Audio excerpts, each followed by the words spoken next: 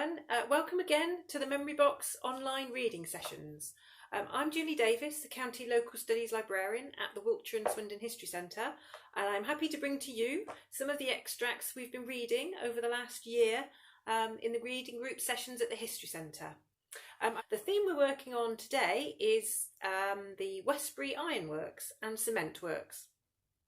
So I shall be starting with Westbury Cement Works with a book called An Illustrated History by Simon Knight, published in 2018. So this will be the first of 3 sessions. Westbury Cement Works would have a life of at least 60 years, which meant the production of around 18 million tonnes of cement. This lifespan would see the works provide enough concrete to construct 4 million homes, or 10,000 miles of 6-lane concrete motorway.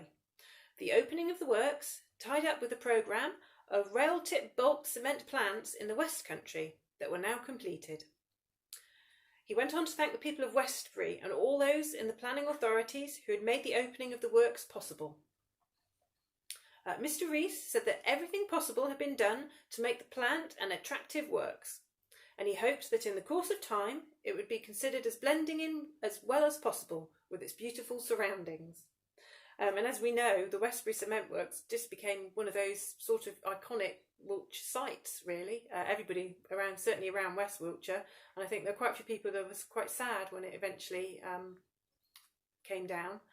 I know it was kind of like a big day, really, wasn't it, for a lot of Wiltshire residents.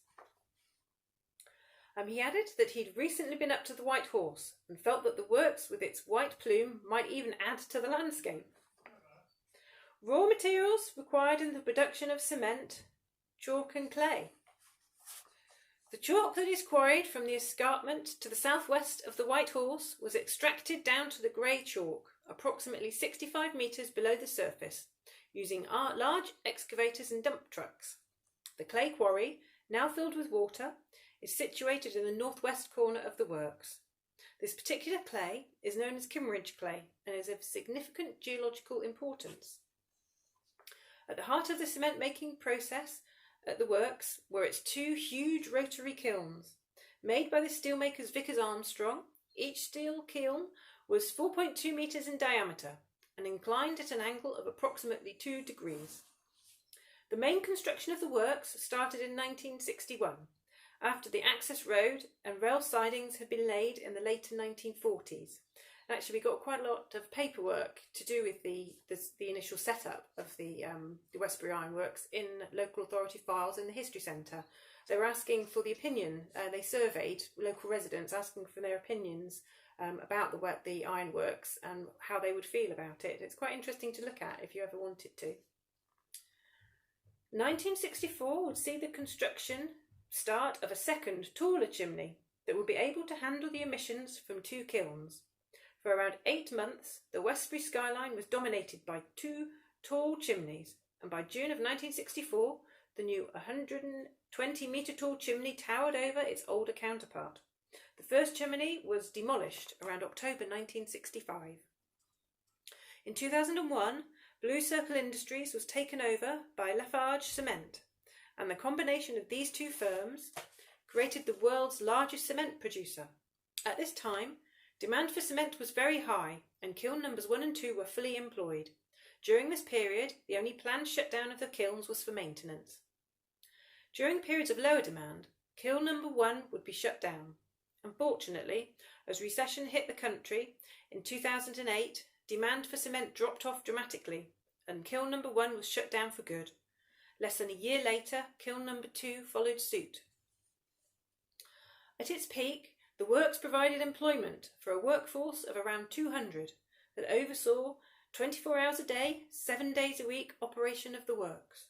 The company valued safety, welfare and the social aspects of working life, and a committee was set up that comprised both management and employee representatives. To help build a thriving social environment at the works, a social club was built within the grounds. It opened in 1970 and provided a base for a wide range of activities that included football, cricket, bowls, badminton, skittles, snooker, dancing, rifle shooting, fishing, photography and even gardening. Employees even built their own 9-hole golf course. To help support these recreational sections, weekly contributions by Blue Circle and its employees were made to a welfare fund. Snooker exhibitions were held at the Westbury Works Social Club, and players such as Cliff Wilson, Jimmy White and Alex Higgins graced the club's tables. It's quite amazing to get such big names as those, isn't it? Another popular family event would be an annual works outing to places such as Alton Towers and Chessington World of Adventures. Walking around the site in 2016, especially then when there was no demolition going on, was somewhat eerie. Having never set foot on anything like the site before, I also found it slightly unnerving. Tall buildings and structures towered above, and even though I did know that I was safe, I sometimes felt as if there was some unknown danger waiting to catch me out. In hindsight, this was a good thing, as it gave me even more of a healthy respect for the site, which was especially important for when I would later on be at the site during the demolition. Some buildings, the labs for example, still had equipment out on the benches. Some offices still had computers and telephones and desks. Kitchen areas still had kettles, mugs and spoons, and even bottles of ketchup were still left. Choosing to nest on a demolition site might not seem like a good idea, but in 2016 the peregrines chose their nesting site very well, even better than the previous year. Years ago, an old electrical cabinet had been put outside, on top of the clinker silos. The bottom panel of the cabinet was missing, and this proved to make the perfect nest, as the eggs were laid inside the cabinet, which proved shelter from the wind and rain. It was high up, around 80 feet, although not so high as, say, Salisbury Cathedral, where peregrines also nest, proved to be high enough for this family. 3 eggs were laid from 6th to 13th of April, with the chicks hatching on 15th to 16th of May. As well as the peregrines, the site hosts many other species of flora and fauna. The reed beds around the ponds provide the perfect habitat for reed warblers and reed buntings. Also provide plenty of food for the swallows, swifts and house martins. Ducks, swans, moorhens, coots, Canada geese and herons also make homes on the ponds and Clay Quarry Lake. It's quite nice really thinking, all those people that used to work there, it's quite sad that they don't anymore, but it's quite nice actually that, other creatures have taken residence. On the 12th of May 1994, when a new cycle of excavation had started, Simon Carpenter was at the quarry in the evening, hoping the new excavations would reveal some interesting specimens. High up in the corner of the quarry, close to its hedge boundary, he noticed a line of bone fragments that looked promising. As finding complete or partial skeletons is generally rare, and finding all of those bones together in the corner of the quarry, Simon knew that this could potentially be a significant find. But knowing how much of a significant find this would be would take the hard work and dedication of Simon and a whole team of people. Simon recalls an evening that he will never forget and the exciting days that followed. I found the pliosaur at the end of an evening's reconnaissance of a new pit at the Westbury site. My visit coincided with a period of active quarrying, with a large part of clay having already been removed from the pit.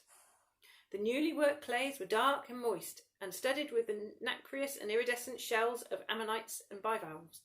On this particular occasion, I had traversed a slope on the far northwest side of the pit. This area had been graded back that very day to form a stable rim to the excavation.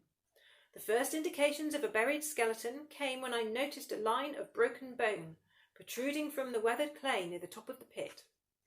The skeleton was identified as a new species of pliosaur, Pliosaurus brachyspondulius, I think that's pronounced, by Dr. Glenn Storrs of Bristol University. It was later named Pliosaurus carpenter in honour of its discoverer, and is one of the most complete specimens of its kind ever to be found. That's quite amazing, I think. Okay, thank you.